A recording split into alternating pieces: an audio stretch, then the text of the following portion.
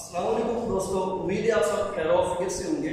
हमारा आज का इंतहाई शानदार टॉपिक है सिलेक्टिव एब्जॉर्प्शन और ट्यूबुलर सैचुरेशन में डिफरेंस करना। तो दोस्तों आप सबका बहुत शुक्रिया जो आप हमारी वीडियोस देखते हैं, लाइक और शेयर करते हैं। काइंडली आप मेरे चैनल को सब्सक्राइब करना मत भूलिए, बहुत शुक्रिया। आइए अपने लेक्चर की तरफ चलते हैं। फर्स्ट ऑफ ऑल हम डिस्कस करेंगे व्हाट इज सिलेक्टिव रीअब्जॉर्प्शन। तो 5-6 पॉइंट टोटल दिए गए हैं। सबसे पहला पॉइंट है सिलेक्टिव रीअब्जॉर्प्शन के बारे में। It's a process by which substances are transported out। ऐसा अमल है जिसमें चीजों को बाहर निकाला जाता है। किससे बाहर? Out of the glomerular filtrate. Glomerular filtrate से चीजें बाहर निकलती हैं mainly through the epithelium of proximal and distal convoluted end। ज्यादातर proximal convoluted end से बाहर निकलती हैं या distal convoluted end से चीजों को बाहर निकाला जाता है into the blood of peritubular capillaries। तो PCT यानी proximal convoluted tubule और distal convoluted tubule से निकालकर इन्हें पेरिट्यूबुलर कैपिलरीज के अंदर दाखिल किया जाता है। तो दोस्तों आइए जरा स्केच को देखते हैं। मेरे पास नेफ्रॉन का शानदार स्केच दिया गया है। ये ब्लूमैन कैप्सूल है, ये ग्लोमेरुलस है, ये रीजन इसमें पीसीटी का है, प्रॉक्सिमल कन्वोल्यूटेड ट्यूब्यूल है। ये दूसरा बलदार हिस्सा इसे हम डीसीटी डिस्टल कन्वोल्यूटेड ट्यूब्यूल कहेंगे, जबकि ये लूप ऑफ नेफ्रॉन है। यहाँ कुछ और टर्म्स भी, इनको बनाने वाले ये वॉल्स, ये दीवारें एपिथेलियम ट्यूब्यूल कहलाती हैं। जबकि इन वॉल्स के दरमियान ये खाली जगह मजबूत तौर पर जितने भी खाली जगह है, इस एम्प्टी स्पेस को हम ल्यूमन कहते हैं। तो आप जरा नोट करें इस स्केच में ये अंदर ब्लड कैपिलरीज का एक नेटवर्क है। इस नेटवर्क को आप ग्लोमेरुलस कहेंगे। ये बाहर की तरफ निकलता है और इस सारे रीजन के ऊपर ये ब्लड कैपिलरीज का नेटवर्क बन जाता है। ये ब्लड कैपिलरीज का नेटवर्क जो इस सारी ट्यूब्यूल को, सारी नेफ्रॉन को घेर लेगा, इसे हम पेरिट्यूबुलर कैपिलरीज कहते हैं। तो जो हमारे लेसन के अंदर मेंशन किया गया है, जी दोस्तों, जो हमारे लेसन में मेंशन किया गया है, तो आप नोट करें ये रीजन इसमें पीसीटी, ये रीजन है इसमें DCT. PCT for proximal convoluted tubule, DCT for distal convoluted tubule है। तो बात याद रखिए, हमने अभी पढ़ा कुछ चीजें एब्जॉर्ब होती हैं। कैसे?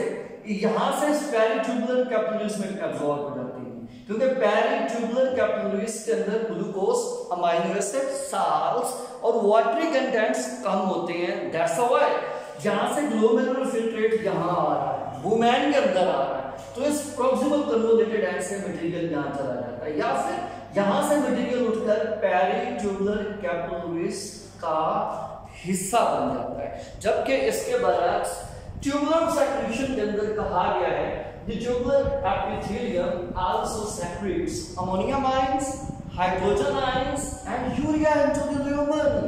तो बात ध्यान यही होनी चाहिए कि ये एपिथेलियम ट्यूब्यूल है, इन्हीं से अमोनिया पैदा होता है, यूरिया पैदा होता है और अमोनियम आयंस लाइक दिस। मैं अगर इन्हें ऐसे इलैबोरेट कर दूं, ये पैदा होते हैं और इस ल्यूमन के अंदर डाल देते हैं। क्यों डालते हैं? इनका ऑब्जेक्टिव है just to maintain the pH of the urine, पेशाब की पीएच को बरकरार रखने के लिए। तो दूसरे अहम 3 पॉइंट की तरफ हम चलते हैं, that is glucose, amino acid, vitamins, inorganic salts, water have been filtered out of the blood during ultrafiltration or reabsorb।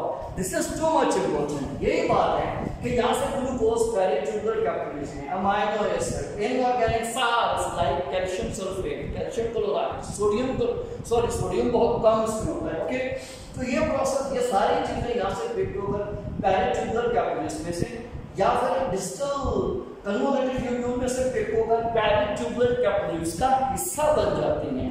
That's why यहाँ पर मेंशन किया गया है कि ये सारी चीजें अल्ट्राफिल्ट्रेशन, इस फिल्टर के प्रोसेस के थ्रू निकलती हैं और पेरिट्यूबुलर कैपिलरीज के हिस्सा बन जाती हैं। पेरिट्यूबुलर कैपिलरीज सारे ब्लड के अंदर जाते हैं, ब्लड कंपोजिशन को मेंटेन करने की अहलियत रखते हैं। तो आइए यहाँ पर सेकंड पॉइंट हम देखते हैं, लिखा गया the peritubular tubular secretion also takes place in the lumen of the loop of Henle। तो लूप ऑफ हेनले के मकाम पर भी पहले ट्यूबुलर लूप ऑफ हेनले के मकाम के ऊपर भी ट्यूबुलर सेक्रेशन होती है।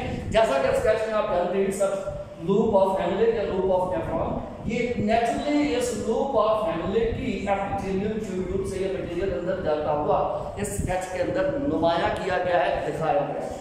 नेक्स्ट पॉइंट की तरफ चलते हैं। In case of selective absorption, it maintains water and solute balance। तो सिलेक्टिव एब्जॉर्प्शन बॉडी के अंदर पानी और सोडियम की मिकदार को कांस्टेंट रखने की एबिलिटी रखती है। जबकि इसके बारे में हम देखें, tubular secretions major purpose is to maintain the pH of the urine. पेशाब की पीएच को बरकरार रखना, यूरिन की पीएच को मेंटेन करना, ये बेसिक फंक्शन ट्यूबुलर सेक्रेशन का होता है। नंबर 4 के ऊपर हम चले तो selective reabsorption is the passive process. ये स्लो होता है, इसमें कोई एनर्जी वेस्ट नहीं होती, ये आहिस्ता तय पाता है। जबकि इसके बारे में हम देखें, tubular secretion is a active process, ये तेज होता है और इसमें एटीपी एनर्जी लगाई जाती है। तो चूंकि हमने कहा सिलेक्टिव रीअब्जॉर्प्शन पैसिव प्रोसेस है, तो कहीं डिफ्यूजन, तो कहीं फैसिलिटेटेड डिफ्यूजन, तो कहीं यहाँ पर ऑस्मोसिस का प्रोसेस भी इन्वॉल्व हो सकता है। नेक्स्ट पॉइंट है selective reabsorption is a physical process. ये फिजिकल एक्टिविटी या फिजिकल प्रोसेस होता है, जबकि इसके बरस tubular secretion is not a physical but selective process. ये सिलेक्टिव प्रोसेस होता है, इसमें सिलेक्शन होना होती है जी।